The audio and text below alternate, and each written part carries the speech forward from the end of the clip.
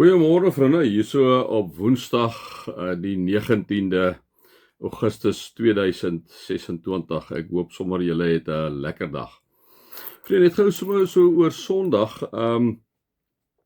Julle wat nou luister wat in ons gemeente is, julle sal sien Sondag ons het die banke uitgehaal en dan stoeltjies en tafeltjies ingesit vir Lise Beekman wat by ons opgetree het en toe het ons die Sondag so gelos as gevolg van praktiese doeleindes, maar ook ons wil sommer 'n bietjie kyk hoe werk dit as ons die banke, die stoele so los. Ons het nou hierdie week 'n bietjie die mat skoon gemaak en alles en ek het toe vir hulle gesê kom ons los die banke, die stoele en die tafeltjies alles net so. Ons wil 'n bietjie saam met julle praat as gemeente om te sê wat is julle belewing? Ons gaan nie weer 'n gespreksdiens wees nie. Hierdie Sondag verby was gespreksdiens. Hierdie is 'n gewone erediens waar ons julle sit op die tafeltjies waar ons luister as ons normaal sing en alles. Ons sit net by die tafeltjies of so rondom die tafeltjies, amper gemaklik, amper al soos in die saal. Waar ons dan net sit in die groot ding is wat ek voel 'n ou unieke geleentheid is. Dit is in ieder geval die eerste keer in 34 jaar dat ek hier sinds die banke uit die kerk het al so. Alles en dat ons sweets doen. So my vraag is dan ook aan julle, kom ons dink 'n bietjie oor die ruimte. Hy word 1 uur 'n week gebruik. As julle dink aan die uitgawe van so 'n gebou, word 1 uur 'n week gebruik. Kan dit wees dat ons miskien vroeër of later moet begin kyk dat ons die kerk anders inrig? Onthou dit is 'n gebou, ek en jy is die kerk, né? As ons sê dit gou weer vir mekaar. So dis 'n fasiliteit. Maar ek wil julle 'n bietjie toets, bietjie vra vir julle, dink bietjie saam, want dit kan wees vriende as ons staan tafeltjies en stoele insit, kan jy hom baie makliker gebruik vir 'n jeugdiens. Jy kan hom gebruik vir besprekingsgroepe, jy kan hom gebruik vir iemand wat kom optree. Die klank is daar, die ligte is daar, alles is daar alreeds tot ons beskikking. So 'n mens kan eintlik die gebou meer doelig begin aanwend indien jy tafeltjies en stoele daarso het. So dink 'n bietjie saam met ons en ja, dat ons 'n bietjie in gesprek met mekaar tree vorentoe. Ek sal dat die volgende 2-3 dae so op die dagstukkies net sê dat julle 'n bietjie saam met ons dink daaroor. Vriende, ja, kom ons raak net so vir 'n wyle stil. Here, dankie dat ons u kinders is. Here, dat ons ook in hierdie moderne tyd 'n bietjie kan dink oor dit wat u vir ons gegee het in die tyd waar ons is. Here, praat ook asseblief nou met ons deur die woord. Amen. So mag daar vir julle genade en vrede en oorvloed wees omdat julle God ken, Jesus ken en die Heilige Gees ken.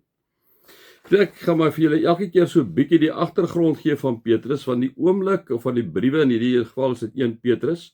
Want wanneer ons die teks lees soos julle nou ook sal agterkom, is die agtergrond nogal krusial om dit te verstaan. Ons sê weer eens vir mekaar in hierdie brief, liewe vriende, is dit geskrywe aan die provinsies in die Romeinse Ryk, wat Christene wat versprei is in die ryk in Pontus, Galasië, Kappadosie, Asië, Bithynië. Ons kan sê die provinsies van Suid-Afrika, wat ons al reeds vir mekaar sê, Wes-Kaap, Oos-Kaap, Noord-Kaap, Gauteng, KwaZulu-Natal, Vrystaat en wat ek al net. En Petrus kom skryf hierdie briewe hierdie mense, liewe vir die Christene, omdat hulle vreemdelinge in hierdie plek is. En in hulle situasie in hierdie plekke, liewe vriende, het ons vir mekaar gesê, is nie noodwendig op daai stadium formele vervolging nie, soos wat hulle later sou belewe het, maar hulle voel uitgesluit, hulle is gespot, hulle word verdag gemaak, hulle word sosiaal, maar hulle eintlik een kant toe geskuif. En vir hierdie klompie mense wat ly as gevolg van hulle geloof, kom skryf Petrus aan die brief. En ons het toe vir mekaar gesê by die begin, het Petrus vir hulle gesê, julle is uitverkorenes, julle is vreemdelinge in die wêreld. Julle moet inderdaad weet dat julle deur die Heilige Gees afgesonder is om aan hom gehoorsaam te wees. Dit het ons met mekaar 'n bietjie bespreek.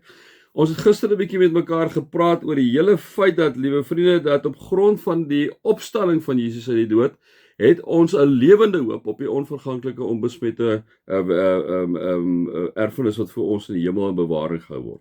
En dan vers 5 kom sê Petrus vir hulle, en omdat julle glo, ek praat nou met die mense wat versprei is, hy sê, omdat julle glo,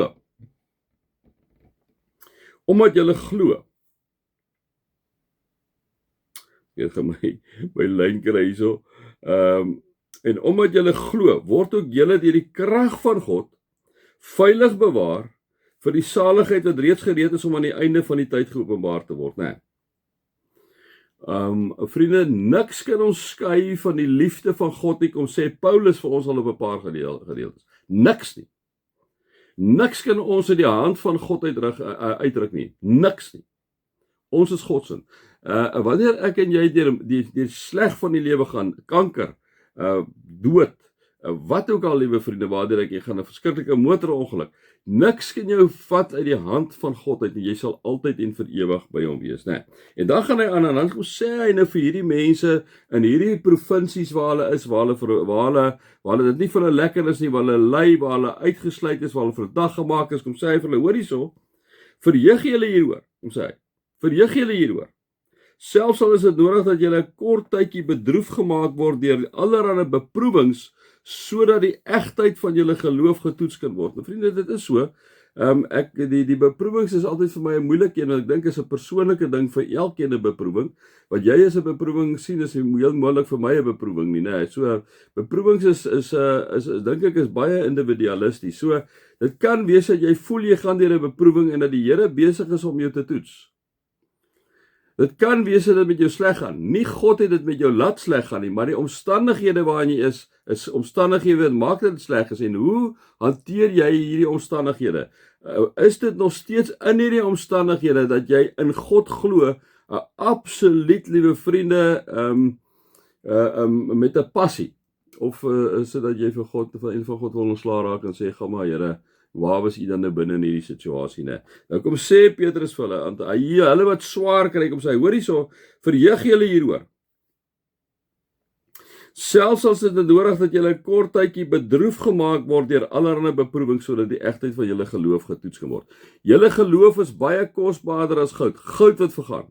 Selfs die suiwerheid van goud word met vuur getoets, en die egtheid van julle geloof moet ook getoets word, sodat dit lof en heerlikheid en eer waardig mag wees by die wederkoms van Jesus Christus, né? Vriende, ek dink altyd aan die martelare wat vir hulle geloof letterlik daai tyd teer gesmeer en aan die brand gesteek is, brandstapels gesterf het, vir 4 pelotons gesterf het, wat vir wilde diere gegooi is om opgevreet te word. Dit is verskriklik.